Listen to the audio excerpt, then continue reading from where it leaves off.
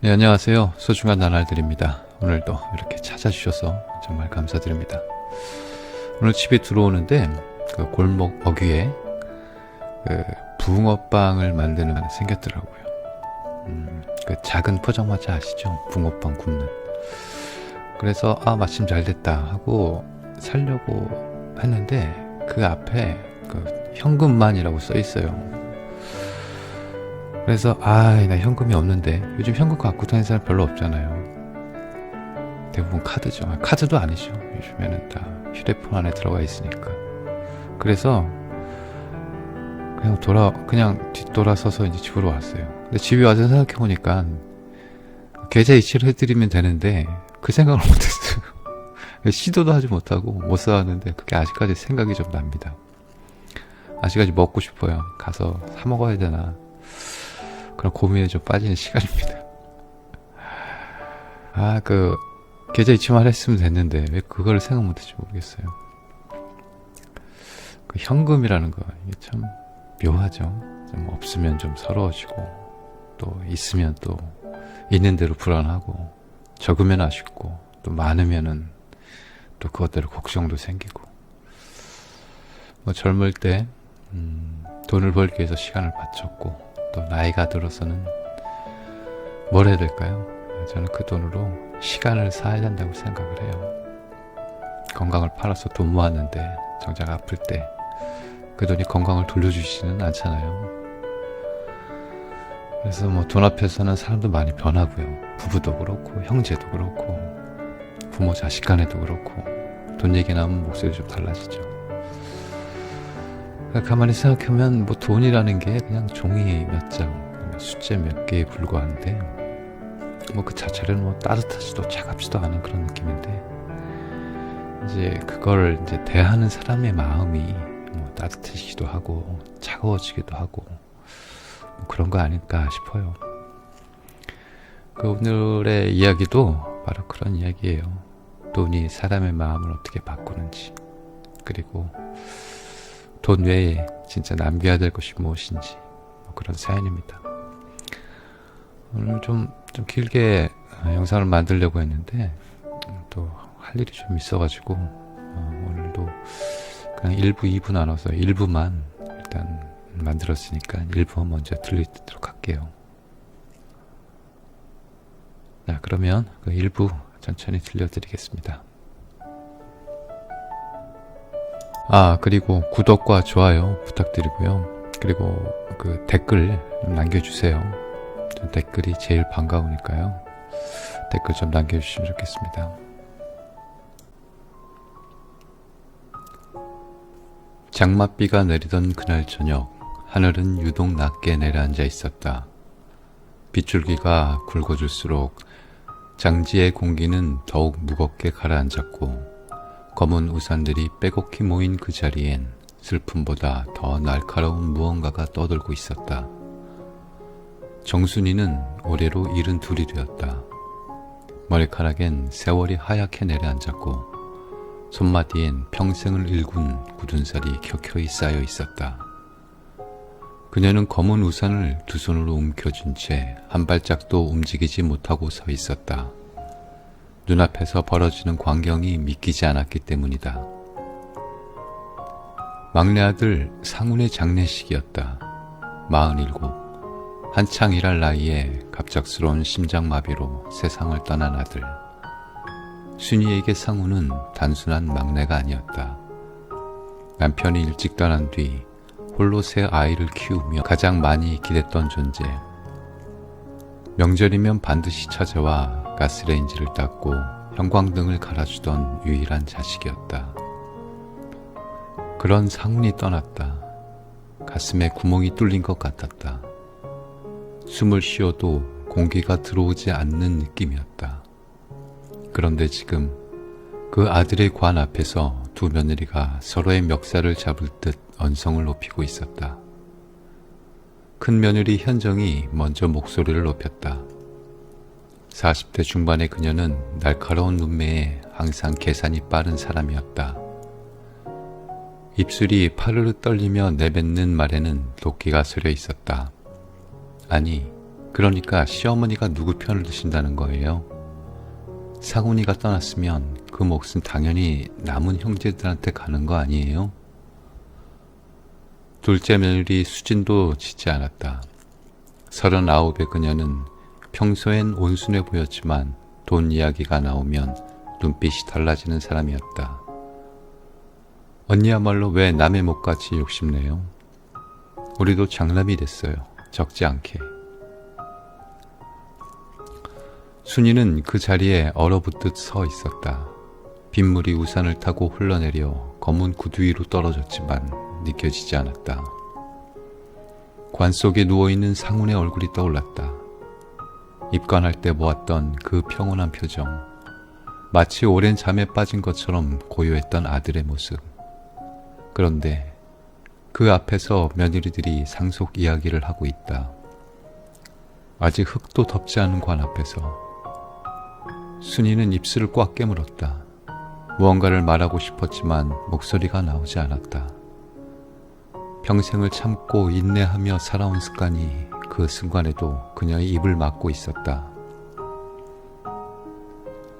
장례식이 끝난 뒤에도 그 장면은 순이의 뇌리에서 떠나지 않았다. 빗속에서 검은 옷을 입은 두 여자가 서로를 노려보며 소리 지르던 모습. 그 사이로 보이던 상훈의 영정사진. 환하게 웃고 있던 아들의 얼굴 위로 빗물이 흘러내리던 것 같았다. 순이는 그날 밤에 아무것도 먹지 못했다. 방 안에 홀로 앉아 어둠 속에서 눈을 감았다가 떴다를 반복했다. 새벽 2시쯤이었을까. 침대맡에 놓아둔 휴대폰이 짧게 울렸다. 문자 메시지 한 통이 도착해 있었다. 어머니, 상훈의 몫은 당연히 저희가 가져가는 거죠? 발신자는 큰 며느리 현정이었다. 순이는 그 짧은 문장을 한참 동안 바라보았다. 14글자. 고작 14글자였다.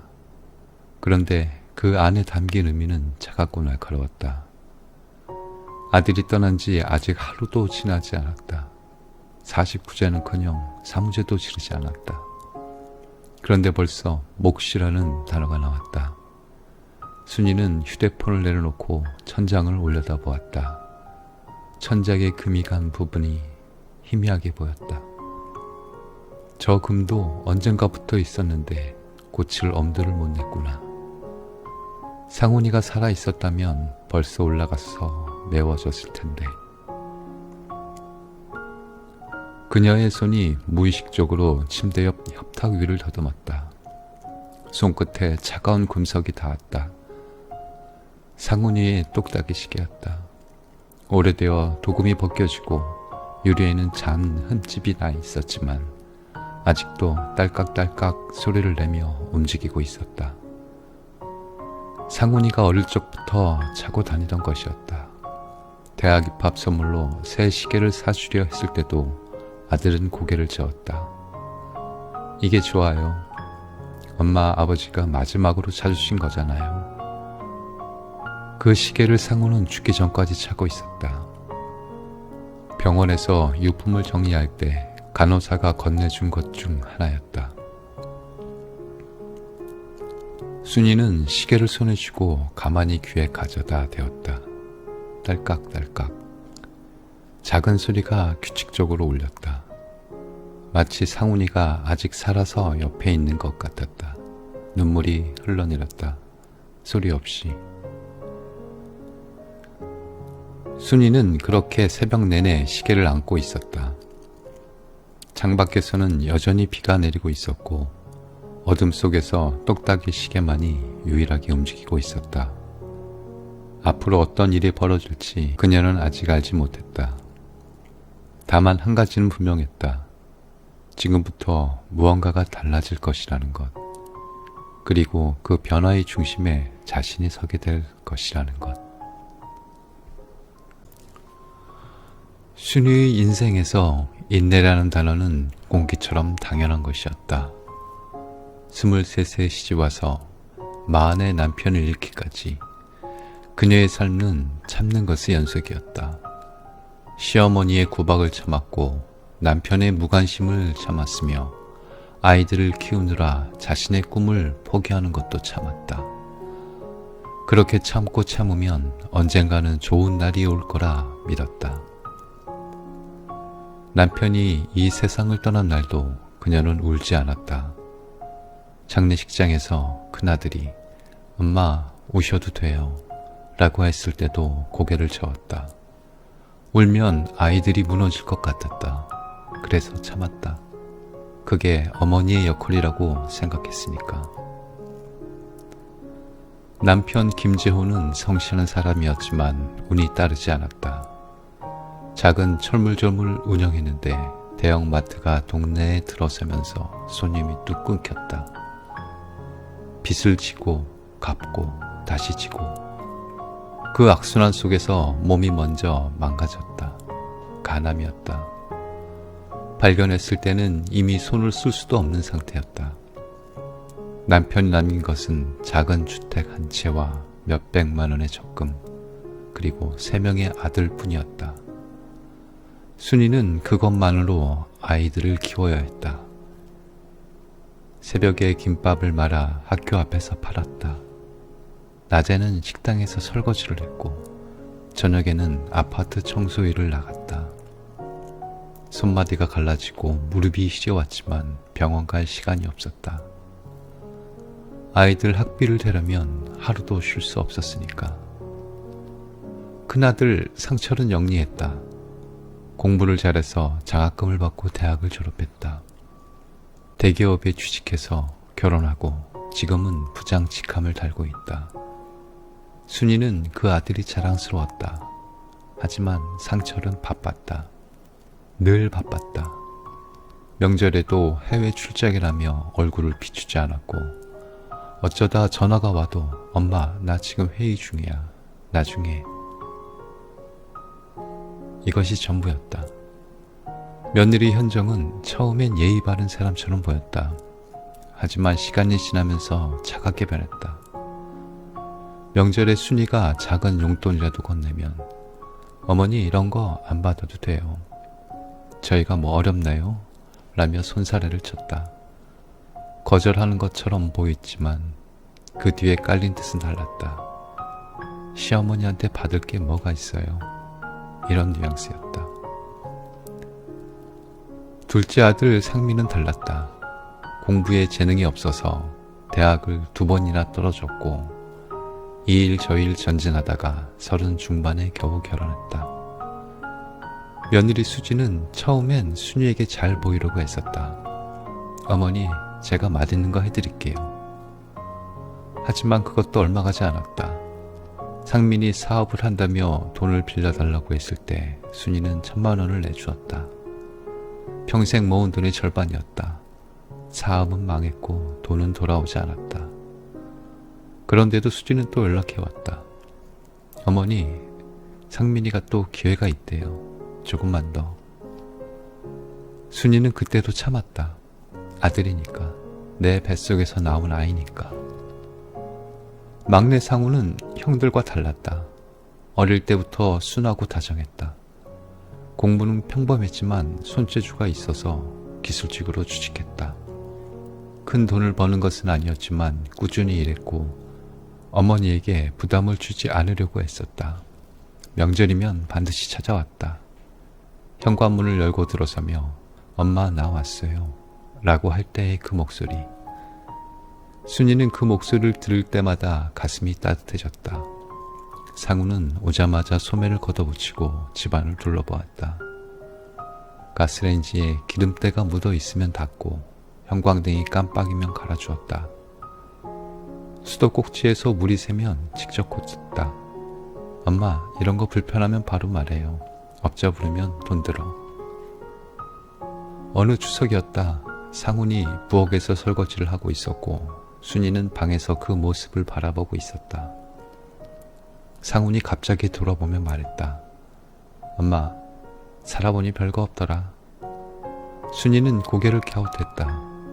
뭐가 별거 없어? 사람 사는 거요. 돈 많이 벌어봤자 마음이 가난하면 소용없더라고요. 나는 그냥 엄마 곁에 있는 게 좋아요. 상훈이가 다가와 순이의 손을 잡았다. 거칠고 굳은 살에 박힌 어머니의 손이었다. 상훈은 그 손을 꼭 쥐며 말했다. 내가 더 잘할게요.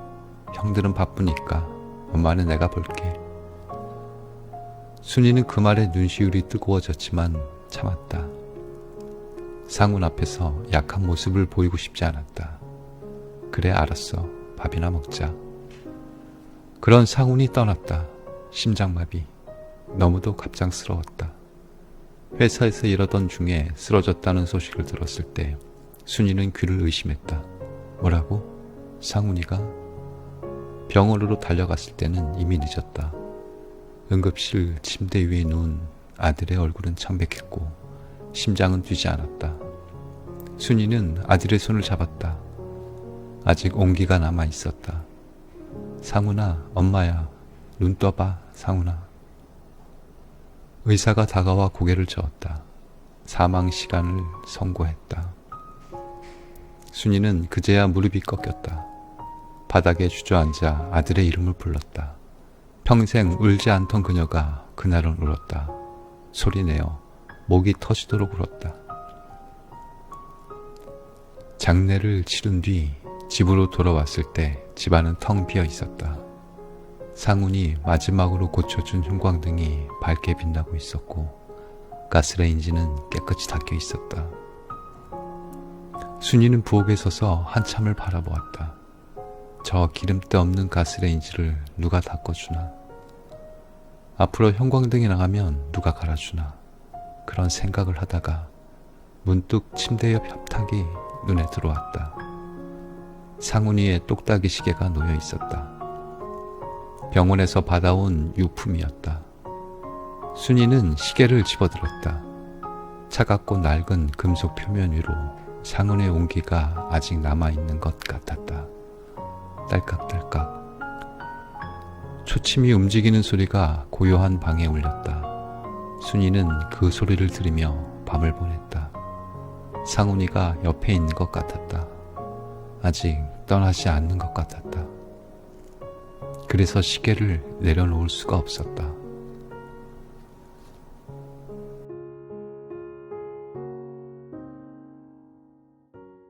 (49제를) 열흘 앞둔 어느 오후였다.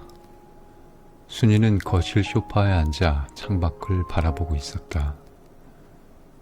가을이 깊어지고 있었다. 나뭇잎이 하나둘 떨어지고 바람이 차가워지기 시작했다. 상훈이가 떠난 지 한 달 반이 지났지만 순이는 아직도 아침에 눈을 뜰 때마다 아들이 살아있는 것 같은 착각에 빠졌다. 현관문이 열리며 엄마, 나 왔어요 라는 목소리가 들릴 것 같았다. 하지만 현관문은 열리지 않았고 들리는 것은 바람소리뿐이었다. 휴대폰이 울렸다. 화면에 큰 며느리 현정이라는 이름이 떴다. 순이는 잠시 망설이다가 전화를 받았다. 여보세요? 현정의 목소리가 들려왔다. 평소보다 부드러웠다. 하지만 그 부드러움 뒤에 무언가가 숨어 있다는 걸 순이는 알 수 있었다.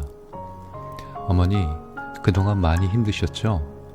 저희가 자주 연락을 못 드려서 죄송해요. 순이는 대답하지 않았다. 현정이 말을 이었다. 그런데 어머니, 상훈이한테 남아있는 보험금이 있다던데요.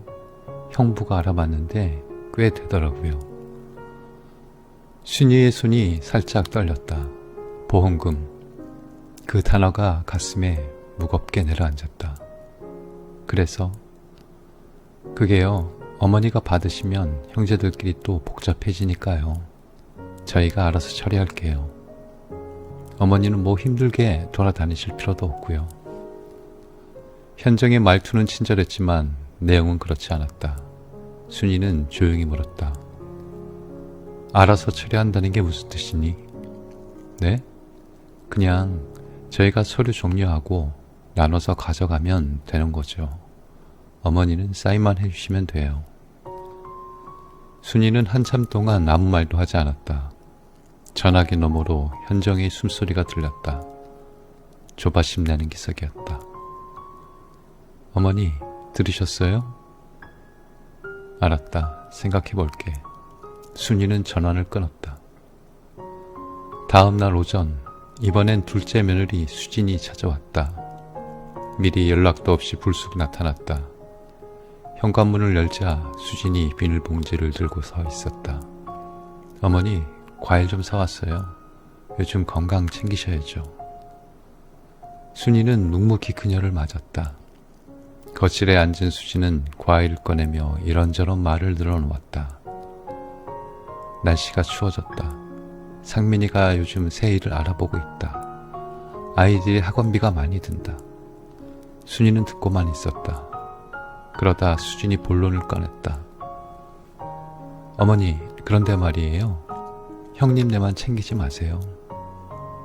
순이가 눈을 들어 수진을 바라보았다. 챙긴다니?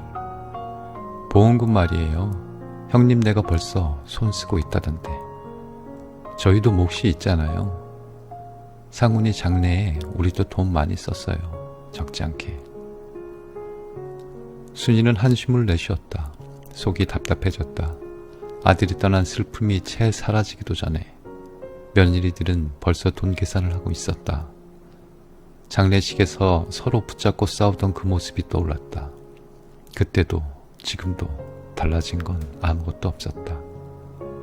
수진아, 순이가 조용히 입을 열었다. 너희가 장례에 돈을 썼다고 했지? 네, 어머니.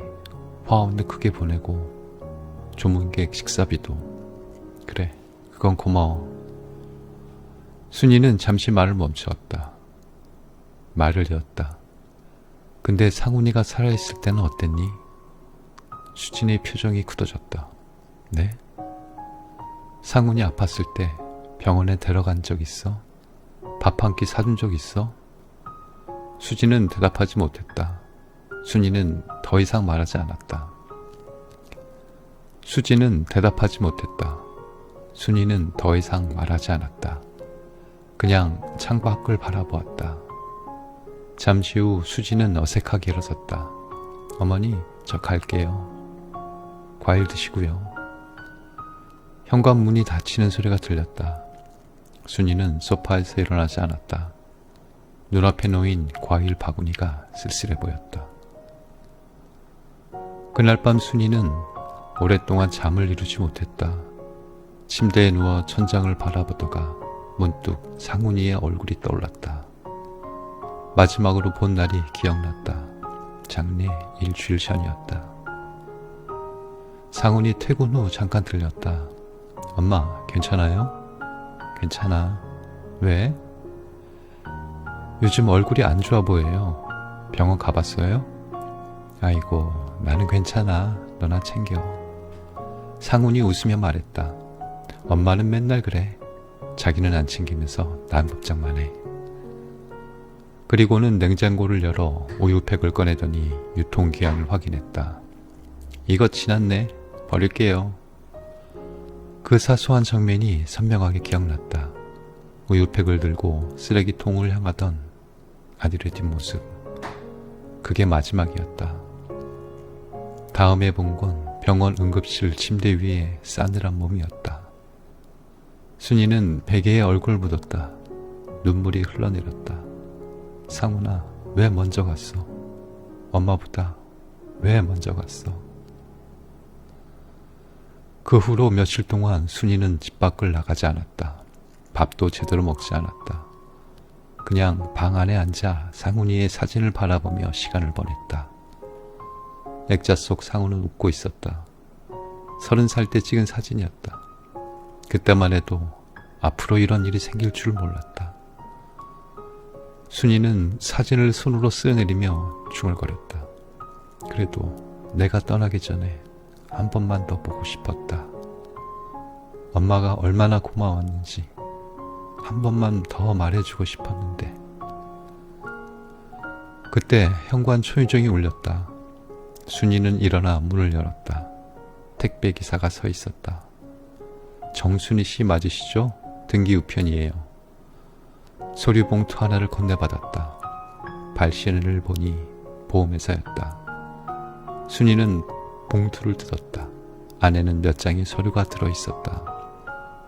상훈이 가입했던 생명보험에 대한 안내문이었다. 그리고 그 안에 예상치 못한 문장이 적혀 있었다. 수익자 정순희 관계. 상훈이 보험금 수익자를 어머니로 지정해 두었던 것이다. 순이의 손이 떨렸다. 서류를 다시 읽었다. 수익자 변경일은 사망 2달 전이었다. 상훈이 왜 그랬을까? 원래 수익자는 누구였는지는 알 수 없었지만 왜 변경했는지는 짐작이 갔다. 혹시 자신에게 무슨 일이 생기면 그 돈이 형들에게 가면 엄마에게 돌아오지 않을 거라고 생각했던 것 아닐까? 순이는 서류를 가슴에 안았다. 녀석이 그 어려운 와중에도 엄마를 먼저 생각했구나. 눈물이 또 흘러내렸다. 하지만 이번엔 슬픔만이 아니었다. 무언가 결심이 서는 느낌이었다. 그날 밤부터 순이의 행동이 달라지기 시작했다. 밤마다 눅눅한 방 안에 홀로 앉아 오래된 서류함을 꺼내 들었다. 서류함은 장롱 깊숙한 곳에 숨겨져 있었다. 남편이 살아있을 때부터 쓰던 것이었다. 녹슨 금속 표면에는 세월의 흔적이 묻어 있었고 뚜껑을 열면 퀴퀴한 종이 냄새가 올라왔다. 그 안에는 가족의 역사가 담겨 있었다. 남편이 생전에 남겨둔 메모들, 집문서, 보험 서류, 그리고 아이들이 어릴 적 받은 상장과 편지들. 순이는 하나하나 꺼내며 읽어 내려갔다. 남편의 메모 중에는 이런 것도 있었다. 아이들이 다 컸을 때 이 집을 어떻게 할지 고민이다. 순이에게 미안하다. 더 많이 남겨주지 못해서. 그 흐릿한 글씨를 보며 순이는 눈시울이 뜨거워졌다. 여보, 당신이 미안해할 것 없어요. 당신은 충분히 잘했어요. 그 다음으로 손에 잡힌 것은 낡은 공책이었다. 표지에 상훈이라고 적혀 있었다. 펼쳐보니 일기장이었다. 상훈이가 중학교 때 쓴 것 같았다. 오늘 엄마가 아파 보였다. 학교 끝나고 집에 왔는데 부엌에서 허리 잡고 계셨다. 괜찮냐고 물었더니 괜찮다고 했다. 근데 얼굴이 창백했다. 형들은 놀러 갔다. 나만 집에 있었다. 엄마 약 사러 약국에 다녀왔다. 엄마가 고맙다고 했다. 별것 아닌데 나도 엄마가 고맙다. 짧은 문장들이었다. 하지만 그 안에 담긴 마음은 깊었다. 순이는 일기장을 덮으며 입술을 깨물었다. 상훈아, 넌 어릴 때부터 그랬구나. 엄마 걱정을 제일 먼저 했구나. 서류를 정리하다가 눈에 띄는 것이 있었다. 보험회사에서 온 서류 뭉치 사이에 끼어있던 종이 한 장. 꺼내보니 수익자 지정 변경 신청서였다. 상훈이가 직접 작성한 것이었다. 신청 날짜는 사망 2달 전. 수익자란에는 정순희 모라고 적혀 있었고 그 옆에 상훈의 서명이 있었다. 순이는 그 서명을 손가락으로 쓸어내렸다. 상훈이의 글씨였다. 삐뚤빼뚤하지만 또박또박 힘주어 쓴 글씨. 생전에도 상훈은 서류 같은 건 귀찮아하면서도 꼼꼼히 챙기는 성격이었다. 왜 바꿨을까? 원래 수익자가 누구였는지는 적혀있지 않았다. 아마 결혼 전에 가입한 보험이니까. 처음엔 수익자를 따로 정하지 않았거나 형들 이름으로 되어 있었을 수도 있다. 하지만 상훈은 죽기 전에 그걸 바꿨다. 어머니로. 왜? 순이는 생각이 잠겼다. 혹시 상훈이가 자신의 죽음을 예감했던 걸까? 아니면 형들과 형수들이 어머니를 어떻게 대하는지 알고 있었던 걸까? 어느 쪽이든 상훈은 마지막까지 어머니를 걱정했던 것이다. 순이는 서류를 조심스럽게 접어 다시 서류함에 넣었다. 그리고 한참을 가만히 앉아 있었다. 방 안은 고요했다. 창밖에서 바람소리가 들렸고 침대 옆 협탁 위에 똑딱이 시계가 딸깍딸깍 소리를 내고 있었다. 순이는 시계를 집어들었다. 차가운 금속이 손바닥에 닿았다. 상훈이가 마지막까지 차고 다니던 시계, 죽기 전날까지 손목에 있던 것. 상훈아, 순이가 작은 목소리로 말했다. 엄마가 이제 알겠어. 내가 뭘 하려고 했는지. 그녀는 시계를 가슴에 품었다. 눈을 감으니 상훈의 얼굴이 떠올랐다. 웃는 얼굴. 엄마, 내가 볼게요. 엄마는 내가 볼게요. 라고 말했던 그 얼굴. 순이는 결심했다. 아무에게도 말하지 않기로. 보험금 수익자가 자신이라는 사실을 며느리들에게도 아들들에게도 알리지 않기로. 그리고 그들이 어떻게 나오는지 지켜보기로. 그날 이후 순이는 조용히 준비를 시작했다. 먼저 자신의 재산 현황을 정리했다. 남편이 남긴 주택, 은행에 있던 적금, 상훈이의 보험금, 장례식 과정에서 가져간 물건들의 목록을 만들었다. 상훈의 똑딱이 시계는 순이가 가지고 있었지만 다른 것들은 며느리들이 하나둘 가져갔다. 이거 버리는 거죠? 이거 저희가 정리할게요. 그렇게 말하며 챙겨간 것들이 있었다. 상훈이 모아두던 작은 저금통, 동전을 모으는 습관이 있었는데 그 안에 제법 금액이 쌓여 있었다. 큰 며느리 현정이 이건 제가 정리할게요 라며 가져갔다. 상훈이 어머니에게 선물했던 은수저 세트, 명절 때 썼는데 둘째 며느리 수진이 이거 어디 거예요? 우리 집에서 쓸게요 라며 들고 갔다. 그리고 상훈의 지갑, 열쇠고리, 작은 소지품 하나하나 기억을 더듬어 목록에 적었다. 아무것도 아닌 것 같지만 상훈이의 흔적이 담긴 것들이었다. 순이는 노트에 목록을 적으며 생각했다. 상속이란 뭘까? 돈인가? 재산인가? 아니면 남은 사람들이 지켜야 하는 마음인가? 며느리들은 돈만 보고 있었다. 보험금, 주택, 적금. 하지만 상훈이 남긴 건 그런 게 아니었다. 상훈이 남긴 건 어머니를 향한 마음이었다. 그걸 그들은 알까? 아마 모를 것이다. 알려고 하지도 않을 것이다. 상훈은 노트를 덮고 창밖을 바라보았다. 밤하늘에 별이 몇 개 떠 있었다. 상훈이가 저 별이 되었을까? 순이는 조용히 중얼거렸다. 기다려. 엄마가 똑똑히 보여줄게.